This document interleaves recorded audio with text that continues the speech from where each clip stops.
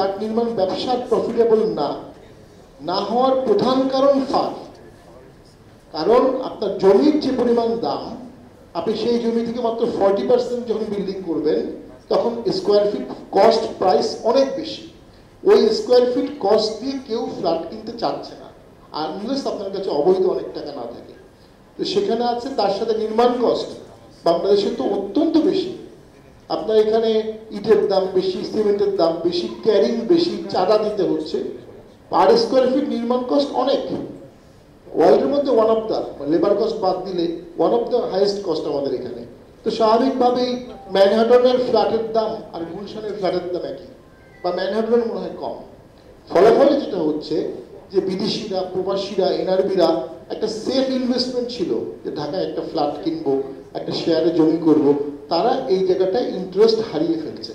আরেকটা অ্যাসেসমেন্ট যদি করেন, ঢাকা শহরের বাড়ি ভাড়া, সবাই তো বাড়িওয়ালাদের দোষ দিই আমরা, একটা বাড়ি জমি সহ করতে কত টাকা লাগে? অ্যাটলিস্ট 10 কোটি যে কোনো জায়গায় বর্তমান বাজারে। ভাড়া কত পাবে? ওই ভাড়া দিয়ে 50 বছরে প্রপার্টির ভ্যালু উঠবে না, 50 বছরে। তাহলে কেন মানুষ বাড়িতে ইনভেস্ট করবে? আর ডেপ্রিসিয়েশন যদি আপনি ধরেন, আরো লস। সেটার মধ্যে তো কোনো আগ্রহ মানুষের থাকবে না। আগ্রহ সৃষ্টি করার প্যাকেজ সরকারকে দিতে হবে। তার মধ্যে একটা হচ্ছে যেখানে যেখানে পসিবল ফার বাড়িয়ে দেওয়া যেতে পারে। আমরা ফার নিয়ে যেখানে বলি, যেখানে বিল্ডিং হয়ে গেছে সেখানে তো আর কিছু হবে না, হয়ে গেছে।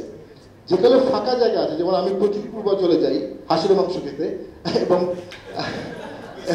ওয়েস্টে যাওয়া হয় না, নীলা মার্কেটে বা ফারুক মার্কেটে অনেকগুলো মার্কেট আছে ওখানে, এবং আমার অফিসের কারণে আমি বেড়াইতে সাঁতার করে প্রচুর যেতে হয় অলমোস্ট এভরি ডে।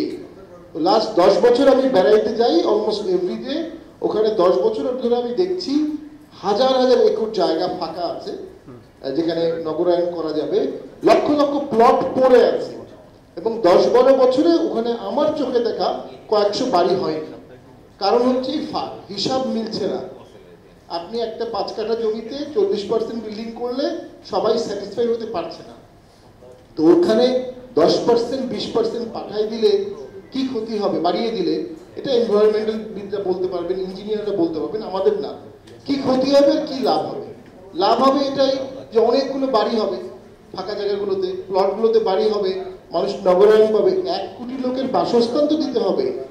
50 লক্ষ লোক যদি বস্তিতে থাকে, আনহাইজিন পজিশনে থাকে, তার বাচ্চার স্বাস্থ্য, নারী স্বাস্থ্য, এগুলো তো নগর আরবান স্বাস্থ্যের উপর ব্যাপক প্রভাব ফেলবে। এবং যদি আমাদের ক্লাইমেট প্রবলেম এভাবেই থাকতে থাকে, শহরের উপর চাপ বাড়তেই থাকবে। তো আমরা একদিকে শহরের উপর চাপ বাড়াচ্ছি, আর একদিকে বাড়ি নানা কারণে কম হচ্ছে। আবাসন তো করতে হবে, আবাসন না হলে ভাসমান থাকবে, ভাসমান থাকলে ক্রাইম বাড়বে। সেগুলোর জন্য আমার মনে হয় অবশ্যই একটা মাস্টার প্ল্যান দরকার আছে। আর যেটা দরকার ছিল যে পূর্বাঞ্চলে তো দেখলাম প্রচুর জায়গা ফাঁকা পড়ে আছে। কেউ কেউ বলে রাস্তাটা নাকি এনাফ না। তো পূর্বাঞ্চলে যে পরিমাণ প্লট আছে সবগুলো প্লটে যদি বাড়ি করা হয় তখন দেখা যাবে ডেফিনেটলি ওই রাস্তাগুলো ব্লক হয়ে যাবে, ঢাকা থেকে বের হওয়া যাবে না। তো সেখানেও একটা মাস্টার প্ল্যানের অভাব ছিল। রাজুক তো প্লট কেনা বেচার ব্যবসা করছে, রাজুকের তো এটা কাজ হওয়ার কথা না। এই কাজগুলো প্রাইভেটরাই করবে। রাজুক কিছু রেগুলেট করতে পারে, বা ইঞ্জিনিয়ারিং অ্যাসোসিয়েশনগুলো তারা রেগুলেট করবে, ইলেকট্রিক অথরিটি রেগুলেট করবে। কিন্তু রাজুক নিজেই যখন প্লট বিক্রি করে তখন স্বাভাবিকভাবে এটা আনফেয়ার কম্পিটিশন হয়, কারণ সরকারের সাথে তো আর কম্পিটিশন হবে না। দিয়াবাড়ি প্রজেক্টে গেছি, আমার খুবই ভালো লেগেছে। দিয়াবাড়িতে চমৎকার বড় বড় রাস্তা আছে, মাঠ আছে, হাঁটার জায়গা আছে, সুন্দর বিল্ডিং আছে। কত টাকা জনগণের সাবসিডি দিয়ে ওটা করা হয়েছে, কয়েক হাজার কোটি টাকা আমাদের টাকা সাবসিডি দিয়ে ওরকম একটা প্রজেক্ট সরকার করেছে। একটা প্রাইভেট কোম্পানি কি ওইরকম একটা প্রজেক্ট করতে পারবে? ওরকম বড় মাঠ, ওরকম বড় সবকিছু পারবে না। তো সেক্ষেত্রে পভার্টি এলিমিনেট করতে গেলে আমাদের দেশের 1/3 লোক সবসময় রিস্কে আছে, তারা আবার এক্সট্রিম পভার্টি লেভেলে নেমে যাবে। তারা কখন নামবে না? তখন তাদের ছোট্ট একটা থাকার জায়গা হবে, 500 square feet, 700 square feet, 1100 square feet, 1500 square feet একটা বাড়ি হবে, সাবসিডাইজ হোক, লোনে হোক। তো সেটার জন্য আবাসন খাত খুবই গুরুত্বপূর্ণ। এটা শুধু জিডিপির কন্ট্রিবিউশন দিয়ে দেখা যাবে না, এটা মানুষের রাইট টু ডেভেলপমেন্ট, তার বাকি জীবনের নিরাপত্তা। সে অসুস্থ হয়ে পড়েছে, ভাড়া দিতে পারছে না, তার একটা ফ্ল্যাট আছে, সে ফ্ল্যাটে থাকছে, তার যে ইকোনমিক স্ট্যাবিলিটি, তার ছেলে মেয়ে, তার পড়ালেখা, সব কিছুর জন্য দরকার হবে। সেই জায়গাটাতে মাস্টার প্ল্যান নিয়ে আগাতে হবে।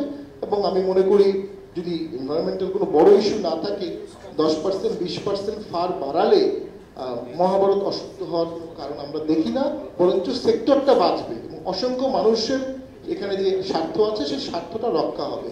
যেটা হয় বাংলাদেশে যখন কোনো আইন করা হয় এটা একমাত্রিক হয়ে যায়, যখন যারা আইন করে তখন তারা যেটা চিন্তা করে সেটাই করে, এখানে একটা ইনক্লুসিভ কনসালটেশন হয় না, হয়তো এখানেও তাই হয়েছে। আমি বলবো সরকারকে এই বিষয়গুলো রিকনসিডার করতে, যেসব জায়গা প্রচুর ফাঁকা পড়ে আছে ওখানে ফার বাড়িয়ে দিলেও কোনো অসুবিধা হবে না, কারণ এখন ওখানে অনেক ফাঁকা আছে। ওইসব জায়গায় সরকার জমি কিনে সরকার নিজেই পুকুর করে দেখি, সরকার নিজেই মাঠ করে দেখি। প্রাইভেট কোম্পানি জমি কিনে মাঠ করে দিলে তারা ব্যবসা চালাতে পারবে না, এগুলো সরকারকে দায়িত্ব নিতে হবে। আর বড় বড় নদীর পাড়, পূর্বাঞ্চলে যদি নদীর পাড় থাকে বা বিভিন্ন নদীর পাড় আছে ওখানে কয়েক হাজার বিল্ডিং করে দেওয়া উচিত। ওখানে আমাদের এনভায়রনমেন্টের কোনো অসুবিধা নেই, খোলা বাতাস আছে, নদী আছে, পানি আছে, সেখানে ছোট ছোট ফ্ল্যাট হাজার হাজার হতে পারে, সেগুলো সরকারের করা উচিত। একটা সমন্বিত উদ্যোগ নিতে হবে। তো আমি জিবুল ভাইয়ের প্রতিষ্ঠানকে ধন্যবাদ জানাবো যে একটা সময় আলোচনার জন্য মধ্যবিত্ত চিন্তা করে আমাদের আগাতে